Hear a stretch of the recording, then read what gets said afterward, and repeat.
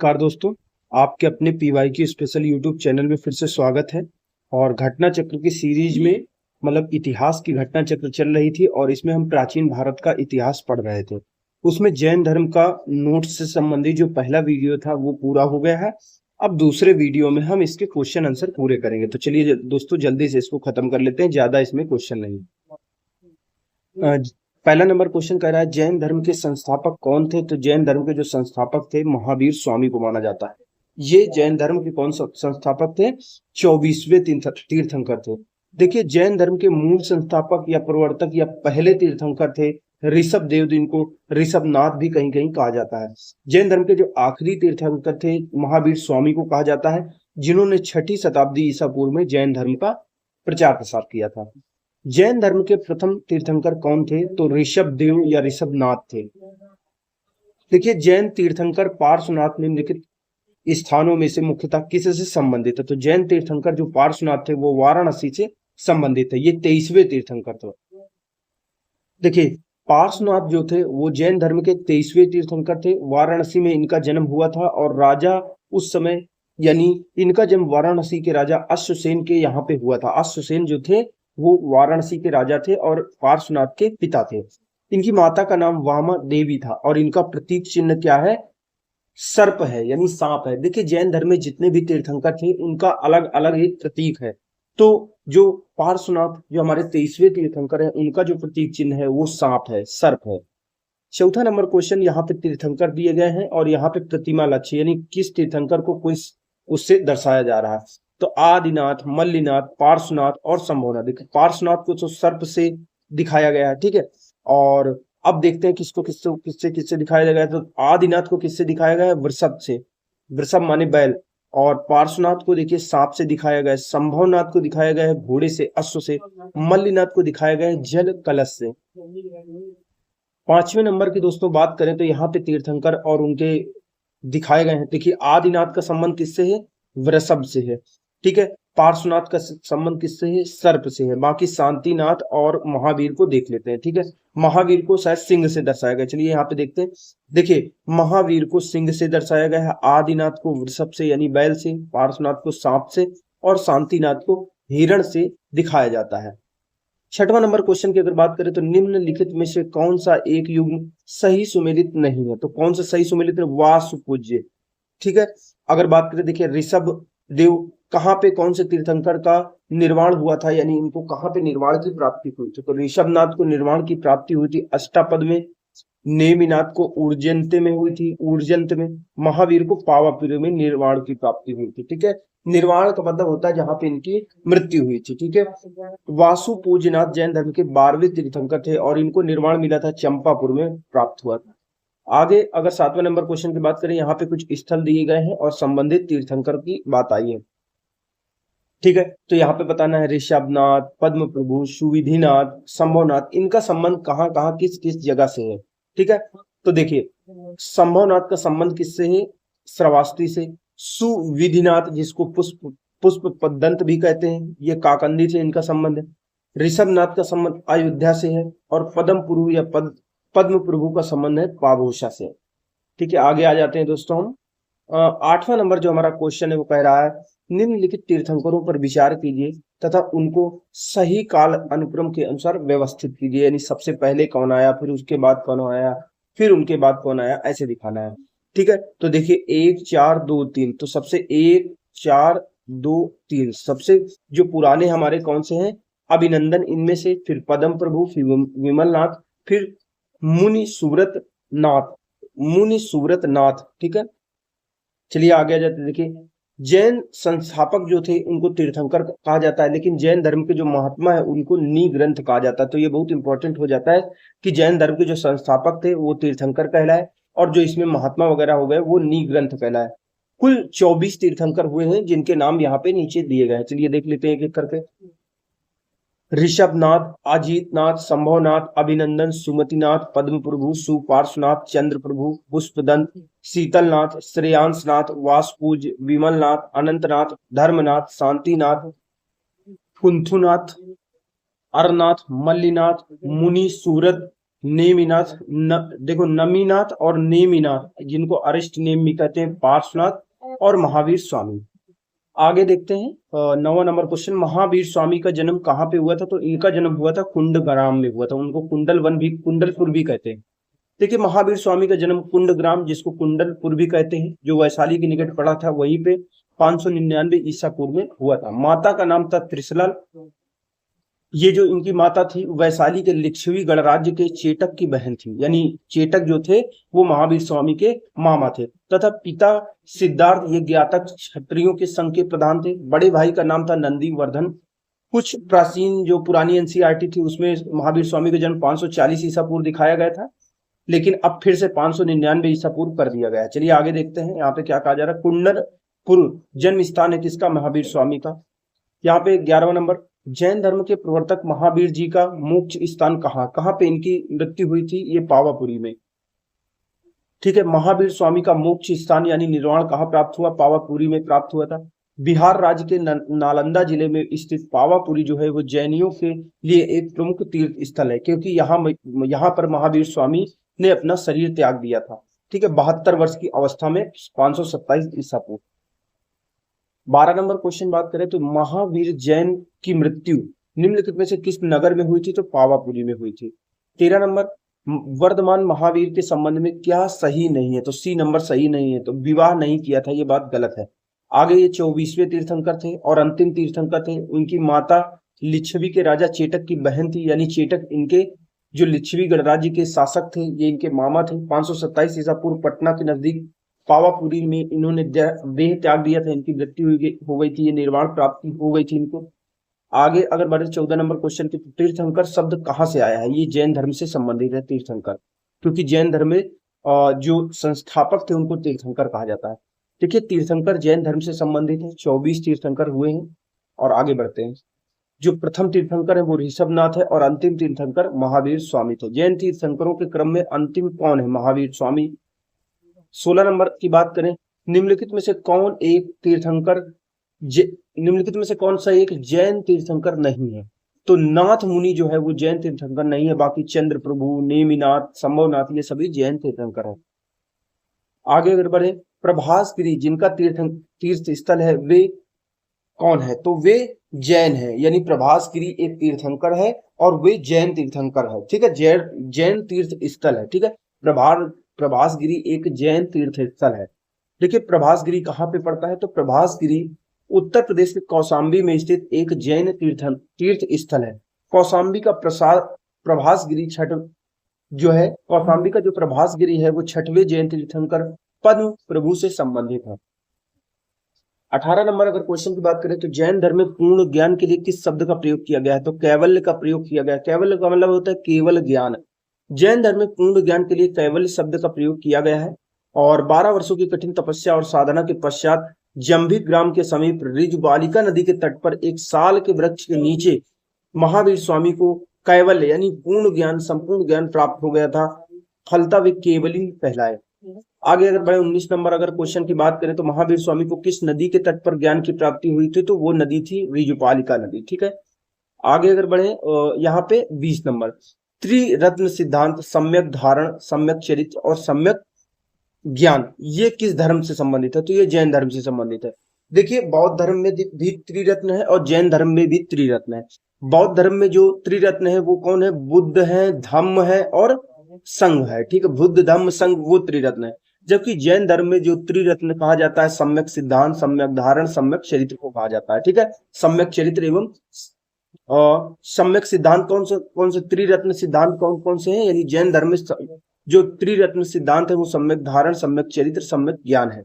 ठीक है, और अगर बात करें तीनों का संबंध किससे है, यानी जैन धर्म में मोक्ष प्राप्ति करने के लिए 3 साधन बताए गए जिसमें आपको पालन करना होगा। सम्यक धारण यानी दर्शन, सम्यक चरित्र, सम्यक ज्ञान, तीनों ही जैन धर्म से संबंधित त्रिरत्न है। देखिए त्रिरत्न या 3 रत्न जैसे सटीक ज्ञान का मतलब क्या है? सम्यक, यहाँ पे सम्यक ज्ञान या सटीक ज्ञान हो गया, सच्ची आस्था। ठीक है, और सटीक क्रिया यानी सम्यक दर्शन, सम्यक चरित्र और सम्यक ज्ञान, ये जो तीनों संबंधित है किससे संबंधित? जैन धर्म से संबंधित है।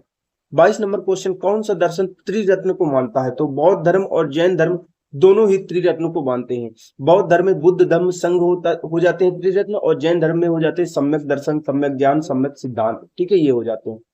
देखिए जैन धर्म में दर्शन में सम्यक दर्शन, सम्यक ज्ञान और सम्यक चरित्र संबंधित है। ठीक है, ये त्रिरत्न है, मोक्ष प्राप्ति के साधन है। और बुद्ध धम्म संघ, ये त्रिरत्न है बौद्ध धर्म से संबंधित। 23 नंबर क्वेश्चन, अणुव्रत सिद्धांत का प्रतिपादन किसने किया था? जैन धर्म ने किया था। देखिए महावीर स्वामी ने देखा था कि जो रहने वाले सामान्य लोग होते हैं, जो घर गृहस्थी वाले होते हैं, वो पंच महाव्रतों का पूरी तरीके से पालन नहीं कर सकते हैं। यानी न तो वो पूरी तरीके से ब्रह्मचर्य रह सकते हैं, न पूरी तरीके से वो अपरिग्रह कर सकते हैं, यानी पैसा इकट्ठा ना करें, ऐसा हो ही नहीं सकता है, जीवन ही नहीं चलेगा। पूरी तरीके से ब्रह्मचर्य भी नहीं रख सकते हैं, और चोरी भी हो सकता है, छोटी मोटी कुछ हो जाए तो पूरी तरीके से पालन ना हो तो थोड़ा थोड़ा तो पालन कर ले। तो ये जो सिद्धांत दिया था कि थोड़ा थोड़ा पालन करो, उसको क्या कहा था? जो गृहस्थ लोग होते हैं, जो आम जनजीवन जीते हैं, जैसे किसान होते हैं, व्यापारी होते हैं, सामान्य लोग होते हैं, तो उनके लिए अणुव्रत सिद्धांत दिया गया था। ठीक है, उनके लिए आया था अणुव्रत सिद्धांत आया था। ठीक है, चलिए देखते हैं। देखिए जैन धर्म में पंच महाव्रत दिए गए हैं, यानी सत्य, अहिंसा, अस्तेय, अपरिग्रह, ब्रह्मचर्य। ब्रह्मचर्य को लास्ट में जोड़ा था महावीर स्वामी ने। जैन धर्म में गृहस्थों के लिए पंच महाव्रत यानी अणुव्रत के रूप में व्रत है, यानी पूरी तरीके से इनका पालन नहीं करना। अणुव्रत यानी थोड़ा सा भी, जितना पालन हो सके उतना पालन कर सकते हैं, क्योंकि देखिए संसार में रहते हुए इन महाव्रतों का पूर्णतः पालन करना संभव नहीं होता है, इसलिए आंशिक रूप से इन अणुव्रत के पालन हेतु इनको कहा गया है। ठीक है, अहिंसा अणुव्रत, सत्य अणुव्रत, अस्तेय अणुव्रत, ब्रह्मचर्य अणुव्रत और अपरिग्रह अणुव्रत। तो 24वें नंबर इसमें क्वेश्चन की अगर बात करें तो दोस्तों यहाँ पे जैन धर्म का एक बहुत ही इंपॉर्टेंट जो सिद्धांत है वो स्यादवाद का सिद्धांत है। ठीक, स्यादवाद सिद्धांत किस बारे में बात करता है? पॉसिबिलिटीज की बात करता है, वो संभावनाओं के बारे में बताता है। किसी चीज को बहुत ज्यादा जकड़न से और जटिल रूप से और कट्टरता से कहने की बात नहीं करता है। मतलब ये कहता है शायद, जैसे हर एक चीज को पॉसिबिलिटी के तरीके देखना। जैसे कोई कह दे कि सिक्का, एक तरफ से कोई सिक्का देखे तो कह दे ये हेड है, दूसरी तरीके से देखे तो कह दे टेल है, कोई कह दे ये तांबे का बना है, कोई कह दे नहीं नहीं तांबा और मिक्स करके बना है। तो जब तक किसी चीज के बारे में ज्ञान न लिए जाए, सही से पता ना हो, तो ये संभावनाओं की बात करता है कि हो सकता है, नहीं हो सकता है। ठीक है, आधा हो सकता है, आधा नहीं हो सकता है, हो सकता है कि जो हो हमको समझ में ना आ रहा हो, या फिर जो समझ में आ रहा हो वो ना हो। ठीक है, ऐसे करके ये संभावनाओं की बात करता है। तो देखते हैं। देखिए महावीर स्वामी ने जो कि जैन धर्म के 24वें तीर्थंकर थे, इन्होंने वेदों की अपौरुषेयता स्वीकार करने से इनकार कर दिया, धार्मिक सामाजिक रूढ़ियों एवं पाखंडों का विरोध किया। उन्होंने आत्मवादियों और नास्तिकों के एकांतिक मत को छोड़कर बीच का मार्ग अपनाया, जिसे स्यादवाद कहा जाता है। स्यादवाद को सप्तभंगी न्याय के नाम से भी जाना जाता है। यह ज्ञान की सापेक्षता का सिद्धांत है। ठीक है, कि किसी को पूरा ज्ञान नहीं है, अब किसी को एक पक्ष पता है। जैसे हाथी का उदाहरण दिया जाता है कि हाथी को, जैसे अंधेरे कमरे में मान लीजिए हाथी मिला, तो हाथी को जब तक पूरी तरीके से कोई पूरा सही से नहीं देख लेगा, तो जिसको पूंछ मिलेगी मान लीजिए अंधेरे कमरे में, तो कहेगा नहीं हाथी जो है वो पूंछ के तरीके लंबा लंबा है, उसके बाल है। कोई मान लीजिए उसका पेट टच करेगा तो कहेगा दीवार की तरह है, बहुत बड़ा है। कोई पैर टच करेगा तो कहेगा लंबा लंबा पिलर की तरीके। कोई सूंड टच करेगा तो अलग व्याख्या करेगा।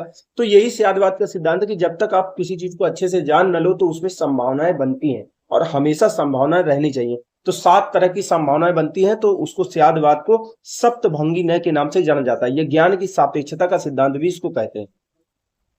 25 नंबर क्वेश्चन स्यादवाद से संबंधित है, ये जैन धर्म से संबंधित है।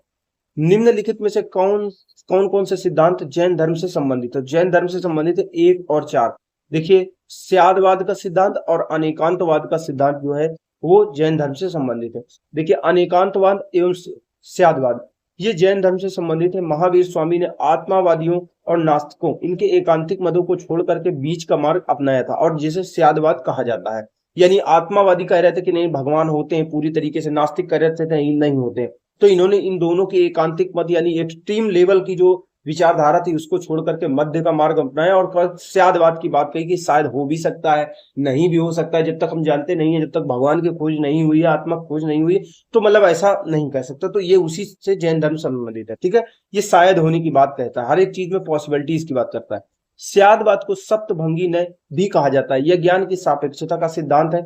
स्यादवाद जैन दर्शन के प्रमाण शास्त्र से संबंधित अवधारणा है, जिसमें कहा जाता है जब तक आपके पास प्रमाण नहीं है, आपको पता नहीं है, तो आप मतलब कि उसमें संभावनाओं की बात करता है। अनेकांतवाद अनेकांतवाद जो सिद्धांत है वो जैन दर्शन के तत्व शास्त्र से संबंधित अवधारणा है। शून्यवाद और सर्वास्तिवाद ये दोनों बौद्ध धर्म से संबंधित है। 27 नंबर की अगर बात करें तो जैन दर्शन के अनुसार सृष्टि की रचना एवं पालन पोषण कैसे होता है, तो कोई देखिए इसका पालन पोषण नहीं करता है और कोई इसको चला नहीं रहा है। ये जैन धर्म और बौद्ध धर्म के हिसाब से माना जाता है। इसका जो डिसीजन हुआ है, जो रचना हुई है, पालन पोषण हो रहा है, जो पूरा चल रहा है, ये सार्वभौमिक विधान से चल रहा है, यानी सारी चीज एक नियम से चल रही है, सब कुछ एक नियम से चल रही है, कोई इसको चला नहीं रहा था, ये कहा जा रहा है जैन धर्म के हिसाब से। देखिए जैन दर्शन के अनुसार समस्त विश्व के जीव हैं, जो अजीव हैं यानी निर्जीव जो चीजें हैं, जो सजीव चीजें हैं, ये सारी चीजें दो नित्य एवं स्वतंत्र तत्वों से मिलकर बनी है। जीव जो है वो चेतन तत्व है, इसमें चेतना होती है, जबकि जो अजीव होता है, निर्जीव होता है, वो अचेतन होता है, जड़ तत्व होता है। यह जीव से तात्पर्य उस उपनिषदों की सार्वभौमिक आत्मा से न होकर व्यक्तिगत आत्मा से है। जैन मत के अनुसार आत्माएं अनेक होती हैं तथा सृष्टि के कण कण में इनका आत्माओं का वास होता है, यानी पत्थर में भी आत्मा है और चट्टानों में भी आत्मा है, पेन में भी आत्मा, मतलब ऐसा है, इंसानों में तो आत्मा है, जानवरों में भी आत्मा है, पेड़ पौधे, ये सब कहते हैं जैन धर्म के अनुसार। ठीक है। और अगर बात करें कि जैन दर्शन के अनुसार सृष्टि की रचना और पालन पोषण सार्वभौमिक विधान से हुआ है, इसका कोई संचालक या नियंत्रण करता भगवान जैसी चीज नहीं। आगे अगर 28 नंबर क्वेश्चन की बात करें तो अनेकांतवाद निम्नलिखित में से किसका क्रोड सिद्धांत है, तो अनेकांतवाद जो है वो जैन मत का क्रोड सिद्धांत है। ये जैन दर्शन के तत्व शास्त्र से संबंधित एक कॉन्सेप्ट है, एक अवधारणा है। जैन दर्शन के संबंध में निम्नलिखित कथनों पर विचार कीजिए, तो 1 और 2 इसका दोनों सही है। देखिए जैन दर्शन दो मुख्य सिद्धांतों के इर्द गिर्द घूमता है, अर्थात अनेकांतवाद और स्यादवाद, यानी जैन दर्शन में अनेकांतवाद की और स्यादवाद की बात कही गई है। आगे अगर बात करें तो अनेकांतवाद क्या कहता है, प्रत्येक प्राणी में कई गुण होते हैं, वह स्थायी गुण जो किसी वस्तु की प्रकृति का निर्माण करता है वो गुण कहलाता है। व्याख्या देखते हैं। जैन दर्शन के दो मुख्य जो सिद्धांत है वो एक अनेकांतवाद है, दूसरा स्यादवाद है। अनेकांतवाद की बात करें तो जैन दर्शन के तत्व शास्त्र से संबंधित है, जबकि स्यादवाद जैन दर्शन के प्रमाण शास्त्र से जुड़ा हुआ है। सत्ता की सृष्टि से जैन धर्म जिसे अनेकांतवाद की संज्ञा प्रदान करता है, उसे ही ज्ञान की सृष्टि से स्यादवाद की संज्ञा देता है। अनेकांतवाद के अनुसार प्रत्येक वस्तु या प्राणी के दो पक्ष होते हैं, एक होती है नित्यता, कुछ ऐसी चीज होती है जो उसमें नित्य बनी रहती है, कुछ ऐसी है अनित्य, यानी कुछ चीजें तुरंत ही नष्ट हो जाती हैं, कुछ हमेशा के लिए थोड़ी थोड़ी बनी रहती है। ठीक है। अगर बात करें इनके अनुसार वस्तुओं या प्राणियों के अनंत गुण होते हैं, इनमें बहुत सारी क्वालिटीज होती हैं, इनमें कुछ गुण अनित्य होते हैं, कुछ गुण ऐसे होते हैं जो तुरंत नष्ट हो जाते हैं, अस्थायी होते हैं, लेकिन कुछ ऐसे गुण होते हैं जो नित्य होते हैं, हमेशा बने रहते हैं, स्थायी होते हैं। नित्य गुण वे होते हैं जो वस्तुओं में निरंतर विद्यमान होते हैं, इसके विपरीत अनित्य गुण वे होते हैं जो निरंतर बदलते रहते हैं। ठीक है। अतः नित्य गुण वस्तु या प्राणी के स्वरूप प्रकृति को निर्धारित करते हैं, इसलिए उन्हें आवश्यक गुण भी कहते हैं। जैन जो है आवश्यक गुण को जो वस्तु के स्वरूप को निर्धारित करते हैं गुण या एप्टीट्यूड कहते हैं, तथा अनावश्यक गुण को पर्याय या मोड्स कहा जाता है। गुण अपरिवर्तनशील होते हैं जबकि पर्याय जो होते हैं परिवर्तनशील होते हैं। चलिए आगे बढ़ते हैं। तो इतना ज्यादा थ्योरी पढ़ने का मतलब नहीं है, बस ये समझ जाइए कि जो अनेकांतवाद का मत है और स्यादवाद का सिद्धांत है ये जैन धर्म से संबंधित है, मतलब यही ज्यादातर पूछा जाता है, यही इतना कोर में घुस के नहीं पूछते। आगे आ जाते हैं। जैन दर्शन के अनुसार तत्व के लक्षण किससे संबंधित, तत्व के लक्षण उपर्युक्त सभी से संबंधित है। जैन दर्शन के अनुसार अगर बात की जाए तो तत्व के लक्षण उत्पत्ति से, नित्यता से, क्षय से, सभी से संबंधित है। देखिए जैन दर्शन में तत्व यानी रियलिटी के 3 कारक होते हैं, एक उत्पत्ति होती है, क्षय और स्थायित्व यानी नित्यता। उत्पत्ति और क्षय कुछ और नहीं बल्कि बदलते तरीके या रूप होते हैं। स्थायित्व आवश्यक गुणों या विशेषताओं के समान ही होता है। इस प्रकार तत्व यानी रियलिटी में परिवर्तन और स्थायित्व दोनों होते हैं। जैन दर्शन मानता है कि स्थायित्व और परिवर्तन दोनों के साथ पदार्थ सत होता है। 31 नंबर, निम्नलिखित में से कौन सा धर्म विश्व विनाशकारी प्रलय की अवधारणा में विश्वास नहीं करता, तो जैन दर्शन प्रलय की अवधारणा में विश्वास नहीं करता। ठीक है। और जैन दर्शन में ईश्वर की कल्पना ही नहीं की गई है। इसके अनुसार कोई न तो पृथ्वी को बनाया है, न इसको चला रहा है, न कोई पालन करता है, न संचालन करता है, कुछ नहीं है। जो संसार है, जो पूरी सृष्टि है, एक नियम से चल रही है। ठीक है। और सार्वभौमिक विधान के तहत इनकी उत्पत्ति हुई है। इस धर्म के अनुसार जगत की सृष्टि नहीं की गई है, ये संसार नित्य है और शाश्वत है, इसमें किसी भी समय प्रलय नहीं होता है। ठीक है। तो ये कहा जाता है ये प्रलय की बात सही नहीं है, और ये नित्य है, शाश्वत है, हमेशा बना रहता है। जैन धर्म का आधारभूत बिंदु क्या है? तो ये अहिंसा है। देखिए अहिंसा जो है कि हिंसा ना करना, किसी को दुख ना पहुंचाना, किसी को मारना कूटना नहीं, ये सभी जैन धर्म का आधारभूत बिंदु है। जैन धर्म में सम्यक चरित्र के अंतर्गत परिव्राजकों और तपसों अथवा तपसों की अहिंसा, सत्य, अस्तेय, ब्रह्मचर्य एवं अपरिग्रह नामक पंच महाव्रत की व्यवस्था की गई है। यापनी किसका एक संप्रदाय है? तो ये जैन धर्म का एक संप्रदाय है। यापनी की बात करें, जैन धर्म का एक संप्रदाय है। इसकी उत्पत्ति जो हुई है, देखिए जैन धर्म में दो संप्रदाय है, दिगंबर और श्वेतंबर। तो यापनी संप्रदाय की उत्पत्ति दिगंबर संप्रदाय से हुई है। दिगंबर वे होते हैं जो कपड़े नहीं पहनते, तथापि यह संप्रदाय कतिपय श्वेतांबर मान्यताओं का भी पालन करता है। कुछ ऐसी बातें होती है जो श्वेतांबर वालों की भी मानता है यापनी संप्रदाय। आगे अगर हम बात करें तो भारत की धार्मिक प्रथाओं के संदर्भ में स्थानकवासी संप्रदाय का संबंध किससे है?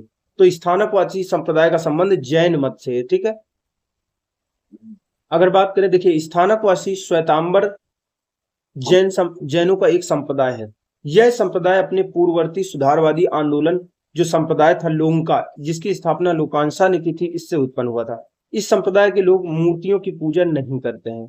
तो देखिए कई सारे संप्रदाय, जैसे बौद्ध धर्म में हम देख कर आए, तो समय के साथ में कालांतर में कई सारे जो इसका वर्ग बढ़ते चले गए, उसी तरीके से जैन धर्म भी बढ़ता चला गया। शुरू में तो केवल ये जो श्वेतांबर और दिगंबर में ही था, लेकिन आगे चलकर ये कई सारे मतों में बढ़ता चला गया। देखिए स्थानकवासी श्वेतांबर जैन संप्रदायों का एक भाग है, यानी श्वेतांबर जो संप्रदाय है उसी का एक वर्ग है।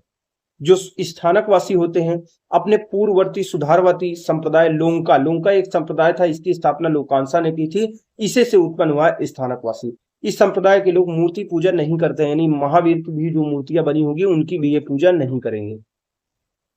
निम्नलिखित में से कौन सबसे पूर्वकालिक जैन ग्रंथ कहलाता है? तो पूर्वकालिक जो जैन ग्रंथ है वो 14 पूर्व कहलाते हैं। यानी महावीर स्वामी ने जो बातें कही थी, उनके शिष्यों ने जो याद रखे थे, जो जानते थे, तो सबसे पहला जो ज्ञान था जो महावीर स्वामी के समय में उनको मिला था, उसको 14 पूर्व या 14 पूर्व कहा जाता है। देखिए 14 पूर्व प्राचीनतम जैन ग्रंथ है। अंतिम नंद राजा के समय में संभूत विजय और भद्रबाहु ये जैन संघ के अध्यक्ष थे, और यही महावीर स्वामी द्वारा प्रदत्त 14 पूर्वों के विषय में जानने वाले अंतिम व्यक्ति थे। 36 नंबर क्वेश्चन की बात करें तो प्रारंभिक जैन साहित्य निम्नलिखित में से किस भाषा में लिखे गए हैं? ये लिखे गए अर्धमगधी भाषा में लिखे गए हैं। देखिए प्राय सभी प्रारंभिक धार्मिक, सबसे पहले अगर बात करें तो प्राय सभी प्रारंभिक धार्मिक जैन साहित्य जो है वो अर्धमागधी भाषा में लिखे गए हैं, और इसके 12 अंग अर्धमागधी में ही है। जैसे अंग, उपांग, सूत्र, कई सारे इनके ग्रंथ होते हैं, तो जो 12 अंग है वो अर्धमागधी भाषा में ही लिखे गए हैं।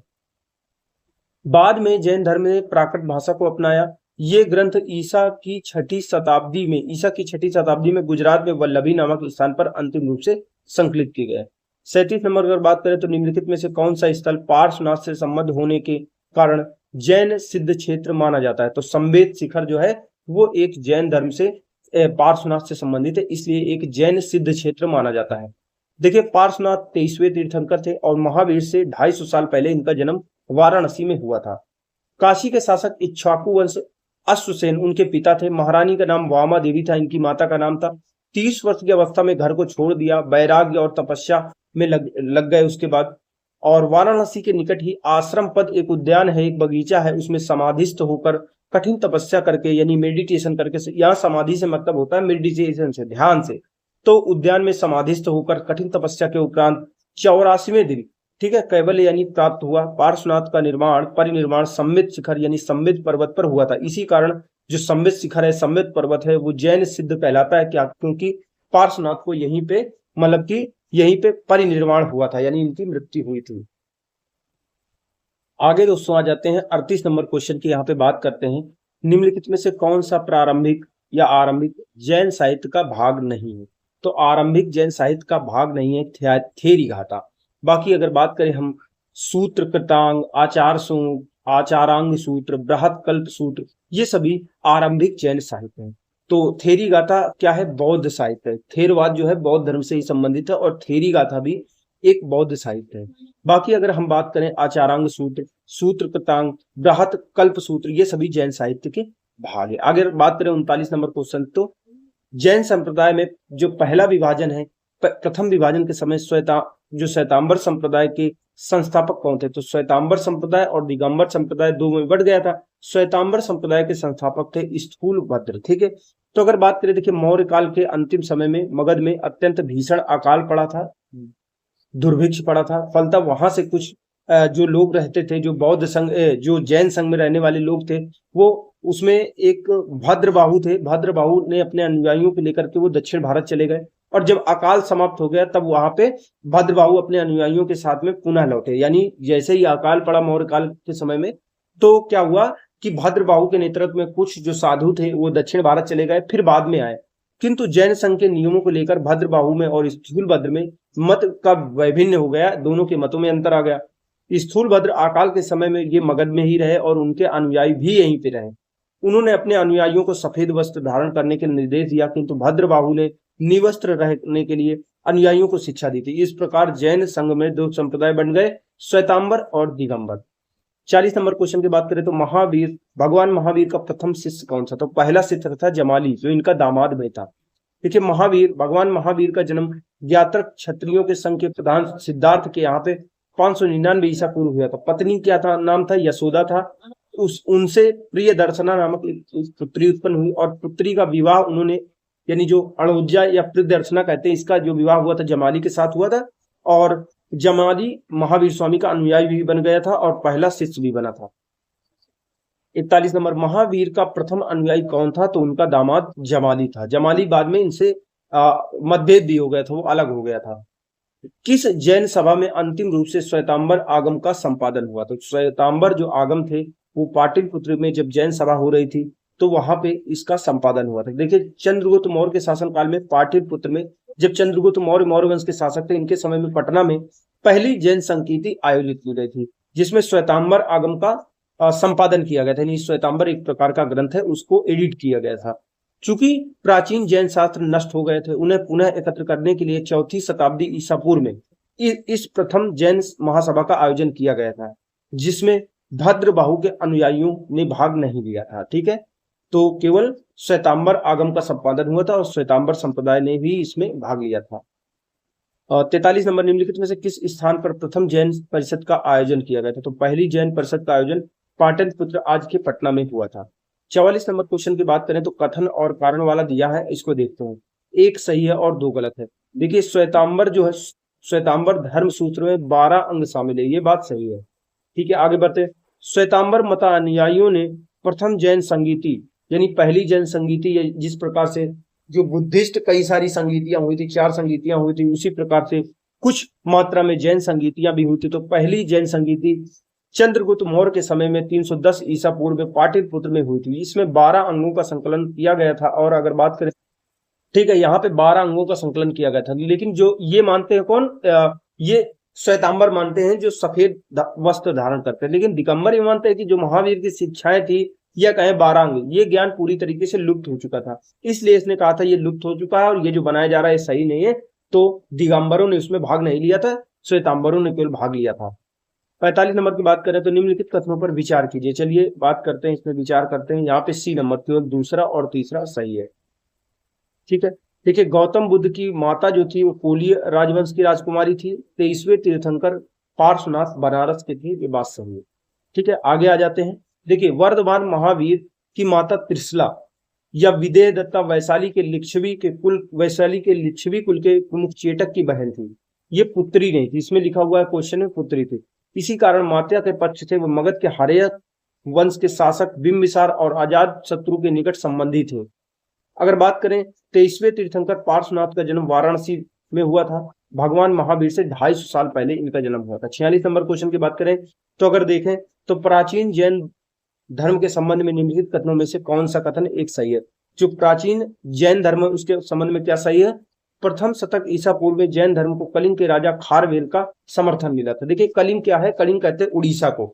तो यहाँ का एक राजा खारवेल हुआ था, उसने यहाँ पे बहुत सारी गुफाएं वगैरह बनाई थी, उदयगिरी, खंडगिरी यहाँ पे बनाई थी, और उसको जैन साधुओं को दे दिया था, जैन मत को मानने वाले लोगों को दे दिया था कि आप रहिए, विहार इसमें मतलब निवास करिए। देखिए दक्षिण भारत में जैन धर्म का प्रचार प्रसार जो हुआ भद्रबाहु और उनके शिष्यों द्वारा किया गया था। भद्रबाहु के समर्थक दिगंबर कहलाए। इन्होंने पाटलिपुत्र में आयोजित होने वाली जैन धर्म की महासभा में भाग नहीं लिया था। तो जो दक्षिण भारत में दुर्भिक्ष के समय चले गए थे, क्योंकि जो मौर्य काल था, मौर्य काल के समय में क्या हुआ, अंतिम मौर्य काल, जब धीरे धीरे मौर्य काल के समय में, अंतिम मौर्य काल नहीं, मौर्य काल में ही बड़े पैमाने पर दुर्भिक्ष पड़ा, तो कुछ लोग भद्रबाहु के नेतृत्व में दक्षिण भारत में चले गए थे, जो जैनी थे, और कुछ लोग वहीं पे बने थे। तो जो चले गए थे वही दिगंबर कहलाए थे, और उन्होंने ही नहीं माना था, जो पहली सभा हुई थी जैन धर्म की, उसको नहीं माना था। कहा था देखिए, जो जैन महावीर स्वामी से संबंधित जो ज्ञान था वो अब नष्ट हो गया, और ये जो 12 अंग वगैरह बना रहे हैं ये ठीक नहीं है, ठीक है। तो इन्होंने इसीलिए भाग नहीं लिया था दिगंबरों ने। जबकि कलिंग का अगर बात करें, जो चेदिवंशी शासक खारवेल, ये जैन धर्म का अनुयायी था, मानता था, जैन साधुओं को संरक्षण प्रदान किया, उनके निर्वाह के लिए प्रभुत दान दिया, काफी सारा पैसा ऐसा भी दान दिया, उनके रहने के लिए आरामदायक निवास स्थान बनवाए। उसने भुवनेश्वर, ठीक है, भुवनेश्वर के पास जगह है उदयगिरी और खंडगिरी, ये पहाड़ है, उनको कटवा करके जैन भिक्षुओं के निवास करने के लिए गुहा विहार यानी गुफा वाले विहार बनवाए। जैन धर्म की प्रारंभिक अवस्था में चित्र पूजा, मूर्ति पूजा प्रचलित नहीं थी, यानी जैन धर्म का जो प्रारंभिक इतिहास है उसमें ये लोग चित्रों की या मूर्ति पूजा नहीं करते थे। 47 नंबर का क्वेश्चन की बात करें तो निम्नलिखित में से कौन सा या कौन से कथन जैन सिद्धांत के अनुरूप है? तो जैन सिद्धांत के अनुरूप कौन सा कथन है? डी नंबर है, यानी तीनों सही है। देखिए, जैन सिद्धांत के अनुसार कौन से सही है? तो कर्म को विनष्ट करने का सुनिश्चित मार्ग क्या है? तपस्या है, यानी तपस्या करोगे तो जो कर्म होगा आपके अंदर वो धीरे धीरे घटने लगेगा, ठीक है। तो देखिए, जैन धर्म में ये स्पष्ट सिद्धांत है कि कर्म को रोकना है। पहले क्या करना है? कर्म के प्रवाह को रोकना है, फिर कर्म जो अंदर होगा उसको खत्म करना है, तभी मोक्ष मिल सकता है। तो कर्म को विनष्ट करने का सुनिश्चित मार्ग है तपस्या। प्रत्येक वस्तु, चाहे वह सूक्ष्मतम कण हो, सभी में आत्मा होती है। कर्म जो है आत्मा का विनाशक है, जितने ज्यादा कर्म होंगे वो आत्मा को विनाश कर देते हैं, और अवश्य इसका अंत करना चाहिए। तो कर्मों का अंत कर देना चाहिए, ये जैन धर्म करता है। चलिए दोस्तों, अब इसकी व्याख्या देख लेते हैं। देखिए, जैन सिद्धांत के अनुसार ये यहाँ पे आपने देखा होगा, कह रहा है नोट्स में तो हमें अच्छी तरीके से दे चुके हैं, यहाँ भी देख लेते हैं। देखिए, जैन धर्म के अनुसार जो कर्म होता है, माना यह जाता है कि यहाँ पे कर्म है और जीव होता है। जो कर्म होता है वो जीव की तरफ जा जाके आत्मा को खत्म कर देता है, जीव को भारी कर देता है, और ये चीज अच्छी नहीं होती है। अगर मोक्ष प्राप्त करना है तो कर्म को, जो एक तो सबसे पहले जो वो कर्म मतलब कर्म उसकी तरफ प्रवाह हो रहा है उसको रोकना होगा, ठीक है, कर्म रोकना होगा। जब कर्म मान लीजिए रुक जाएगा, जब कर्म का प्रवाह रुक जाएगा, मान लीजिए प्रवाह यहाँ पे रुक गया है, तो जितना जीव के अंदर मान लीजिए कर्म बचा हुआ है वो भी धीरे धीरे खत्म हो जाएगा। जब जीव के अंदर जो कर्म है पूरी तरीके से खत्म हो जाएगा तो वो स्थिति क्या हो जाएगी? मोक्ष की स्थिति हो जाएगी, ठीक है। तो ये यहाँ पे कहा गया है, इसी की बात यहाँ पे कही गई है। चलिए आगे देखते हैं। देखिए, जैन सिद्धांतों के अनुसार सृष्टि के कण कण में जीवों का वास है। इस सिद्धांत में कर्म को एक बंधन का कारण बताया गया है, सूक्ष्म तत्व या भूत तत्व माना गया है। यानी यहाँ पे क्या कहा जा रहा है? कर्म को बंधन का कारण माना गया है, इसको भूत तत्व माना गया है। ये क्या करता है? कर्म जीव में प्रवेश कर जाता है, उसको संसार में नीचे की तरफ खींचता है, ठीक है। जब कर्म का जीव की ओर प्रवाह रुक जाता है, और जब अगर हम क्या कहते हैं सम्यक दर्शन और सम्यक सिद्धांत, सम्यक प्रज्ञा, इन सभी चीजों का पालन करते हैं, जो जैन धर्म के त्रिरत्न है उनका पालन करते हैं, सम्यक दर्शन, सम्यक ज्ञान, सम्यक चरित्र, तो क्या होता है ऐसे इसे करने से जीव की तरफ जो कर्म होता है उसका प्रवाह जो होता है वो रुक जाता है। जब जीव की तरफ कर्म का प्रवाह रुक जाता है तो उस अवस्था को कहते हैं समर कहते हैं। जब जीव में पूर्व मौजूद कर्मों का विनाश होने लगता है तो इस स्थिति को निर्जरा कहते हैं, यानी पहले से जो संचित हो गया है कर्म वो खत्म होगा, तो इस स्थिति को जो खत्म हो रहा है उसको निर्जरा कहते हैं। जैनियों का विश्वास है कि प्रत्येक जीव अपने पूर्व संचित कर्मों के अनुसार ही शरीर को धारण करता है। जब जीव से कर्म का अवशेष बिल्कुल समाप्त हो जाता है तो इस स्थिति को जैन धर्म में मोक्ष कहा गया है। जैन धर्म में मोक्ष के लिए 3 आवश्यक साधन बनाए गए हैं कि किसी को मोक्ष प्राप्ति करनी है, कर्मों को रोकना है, कर्मों का प्रवाह अपनी तरफ आने से रोकना है, और जो संचित कर्म है उनको समाप्त करना है तो उसको त्रिरत्न का पालन करना होगा, सम्यक दर्शन, सम्यक ज्ञान, सम्यक चरित्र। महावीर ने मोक्ष के लिए कठोर तपस्या और कायाक्लेश पर बल दिया है। कायाक्लेश का मतलब होता है ये लोग बाल कटवाते नहीं है, दाढ़ी कटवाते छिलवाते नहीं है, ये लोग उखड़वाते हैं बाल, और चप्पल भी नहीं पहनते, पैदल चलते हैं, ठीक है। कायाक्लेश जितना ज्यादा हो सके, सॉफ्ट गद्दे पे न सो, पत्थर पे सो, ऐसे करके। मोक्ष के पश्चात जीव जो होता है वो आवागमन के चक्र से छुटकारा पा जाता है, तथा जब जीव आवागमन के चक्र से छुटकारा पा जाता है तो वो अनंत चतुष्टय यानी अनंत ज्ञान प्राप्त कर लेता है, अनंत दर्शन, अनंत वीर, अनंत सुख की प्राप्ति कर लेता है। आगे बढ़ते हैं, यहाँ पे 48 नंबर हमारा क्वेश्चन कह रहा है समाधि मरण किस दर्शन से संबंधित है? तो ये जैन दर्शन से संबंधित है। संलेखना या समाधि मरण, जिसको संधारा भी कहते हैं, जीवन के अंतिम समय में मृत्यु को निकट जानकर स्वेच्छा से अपनाई जाने वाली एक जैन प्रथा है। व्यक्ति को जब यह लगने लगे कि मृत्यु उसकी करीब है तो वो स्वयं खुद खाना पीना छोड़ देता है। दिगंबर जैन शास्त्र के अनुसार समाधि मरण या संलेखना कहा जाता है। श्वेतांबर साधना पद्धति में इसे संधारा कहा जाता है। तो मतलब जैसे जैन धर्म में क्या होता है, जो मुनि होते हैं, बड़े बड़े ऋषि होते हैं, वो क्या करते हैं, जब वो जान जाते हैं कि हमारा अंत समय आ गया है तो स्वयं खाना पीना छोड़ देते हैं और अपने प्राणों को धीरे धीरे त्याग देते हैं। इस जो प्रथा है इसको संधारा, समाधि मरण या संलेखना कहा जाता है। 49 नंबर अगर क्वेश्चन की बात करें तो निम्नलिखित कथनों पर विचार कीजिए। चलिए विचार करते हैं इसमें। इसका केवल 2 सही है। पूर्वी भारत जो है उसमें पाल शासक बौद्ध मत के समर्थक थे। पूर्वी भारत में जो बौद्ध राजा थे वो पाल धर्म को मानते थे। पाल जो शासक थे वो बौद्ध धर्म को मानते थे। बिल्कुल सही बात है। पहला क्या कह रहा है, दक्षिण भारत के इक्ष्वाकु शासक बौद्ध मत के विरोधी थे। तो ये बात गलत है। जो दक्षिण भारत के इक्ष्वाकु वंश शासक थे, आंध्र प्रदेश वगैरह में इनका शासक था जो इक्ष्वाकु शासक थे, वो बौद्ध मता अनुयायी होने के पर्याप्त उसके सबूत मिलते हैं, क्योंकि उनकी जो रानियां जितनी भी दिखाई लेती हैं, रानियों ने बहुत सारे स्तूप वगैरह बनाए हैं, बुद्धिस्ट गुफाओं को विहारों को दान दिया है। इसलिए दक्षिण भारत में जो इक्ष्वाकु वंश है या दक्षिण भारत में जो इक्ष्वाकु वंश है वो बौद्ध मत का विरोधी कहीं से भी नहीं हो सकता है। देखिए अगर हम यहाँ पे बात करें तो दक्षिण भारत में 3री और 4ठी शताब्दी ईस्वी के दौरान आंध्र प्रदेश में या आंध्र में इक्ष्वाकु वंश का शासन था। सभी शासकों की लगभग सभी रानियां बौद्ध मतावलंबी थी। इसके पर्याप्त सबूत मिलते हैं। इन्होंने नागार्जुन कोंडा में बौद्ध स्मारकों का निर्माण करने के लिए अपना योगदान दिया था, जो रानियां थी। यद्यपि इक्ष्वाकुओं ने वैदिक धर्म का पालन किया, किंतु इन्होंने साथ ही साथ बौद्ध धर्म का भी समर्थन किया। बंगाल में पाल शासक के दौरान बंगाल महत्वपूर्ण बौद्ध केंद्र के रूप में उभरा। अगर देखा जाए विक्रमशिला की विश्वविद्यालय की स्थापना धर्मपाल ने की थी, जो पाल वंशीय शासक था। ठीक है, ऐसा पाल वंश द्वारा बौद्ध मत के समर्थन के कारण हुआ था। ठीक है, तो ऐसा था। ठीक है, आगे बढ़ते हैं। 50 नंबर क्वेश्चन, आजीवक संप्रदाय के संस्थापक कौन थे? तो आजीवक संप्रदाय के संस्थापक थे मक्खली गोसाल। मक्खली गोसाल प्रारंभ में महावीर के ही शिष्य थे, किंतु बाद में उनसे मतभेद हो गया और शिष्यता उन्होंने महावीर स्वामी की त्याग दी। विभिन्न स्रोत नंदवच्छ और किश संकिच नामक आजीवक आचार्यों का भी उल्लेख करते हैं। ऐसा बताते हैं कि जो आप कह रहे हो कि मक्खली गोसाल जो कि पहले महावीर स्वामी के शिष्य थे, इन्होंने ही आजीवक संप्रदाय की स्थापना की थी, तो यही केवल इसके लिए महत्व नहीं है। इन्होंने मक्खली गोसाल ने ही केवल आजीवक संप्रदाय की स्थापना नहीं की है, क्योंकि कई ऐसे स्रोत है जहां पे 2 आचार्यों का नाम आता है जिन्होंने आजीवक संप्रदाय आजीवक विचारधारा को फैलाने में महत्वपूर्ण भूमिका निभाई। वो कौन से थे? एक का नाम है नंदवच्छ और दूसरे का नाम है किश संकिच। ठीक है, जो मक्खली गोसाल से पहले कार्यरत थे आजीवक संप्रदाय के विचारों को फैलाने में। इसका अभिप्राय यह है कि गोसाल से पहले भी आजीवक संप्रदाय उपस्थित था। संभवतः इसे सर्वप्रथम लोकप्रिय बनाने का काम मक्खली गोसाल द्वारा किया गया था। अतः इन्हें ही परंपरा अनुसार आजीवक संप्रदाय का संस्थापक प्रवर्तक माना जाता है। इनका मत है नियतिवादी भाग्यवाद, जिसके अनुसार संसार की प्रत्येक वस्तु भाग्य द्वारा नियंत्रित और संचालित होती है। तो मक्खली गोसाल का जो नियतिवादी वो क्या कहता है कि देखिए हमारे करे कुछ नहीं होगा, जो भाग्य में लिखा होगा वही होगा, कुछ हम नहीं कर सकते।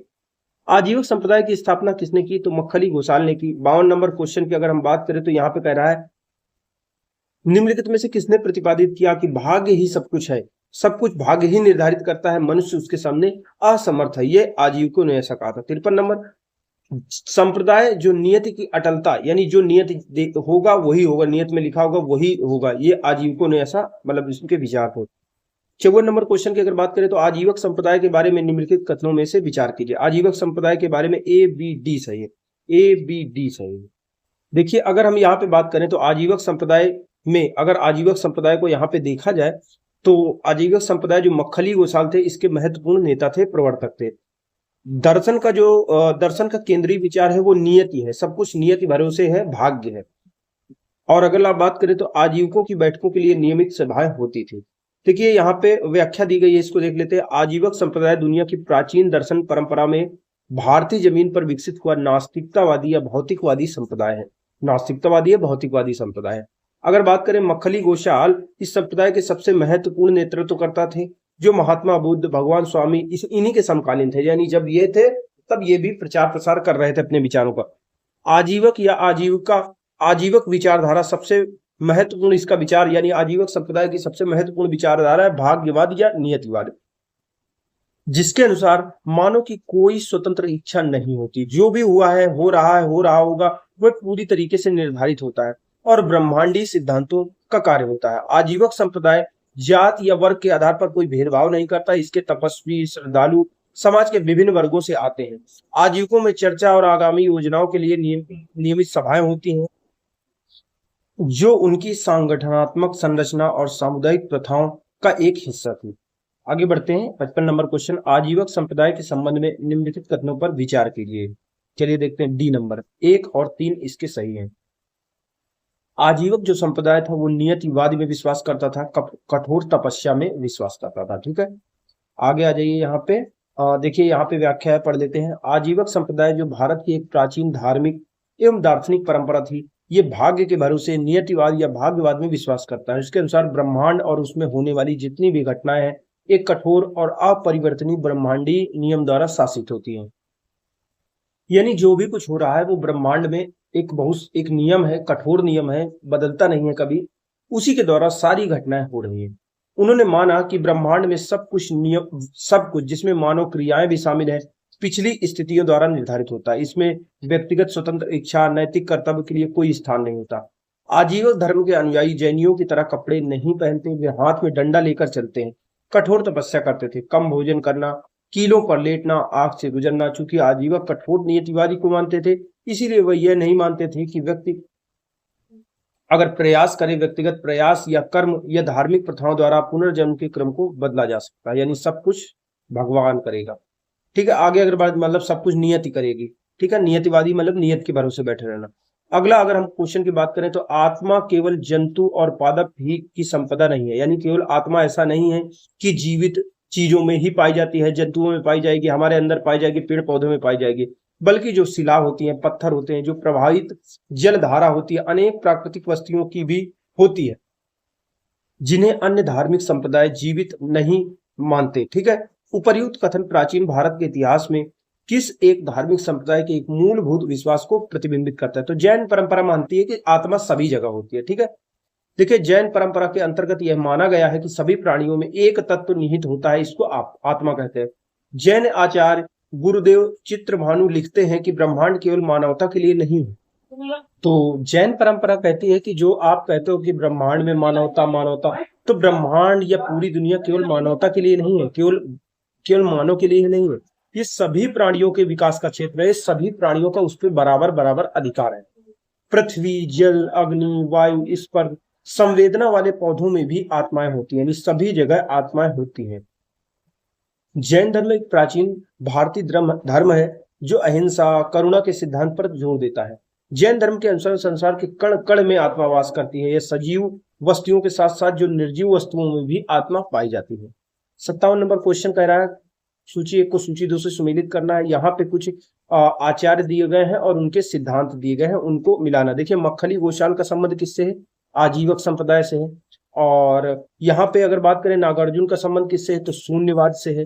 भद्रबाहु का संबंध किससे है? जैन से है। और लकुलिश का पाशुपत से होगा। चलिए देखते हैं, व्याख्या समझ में आएगा।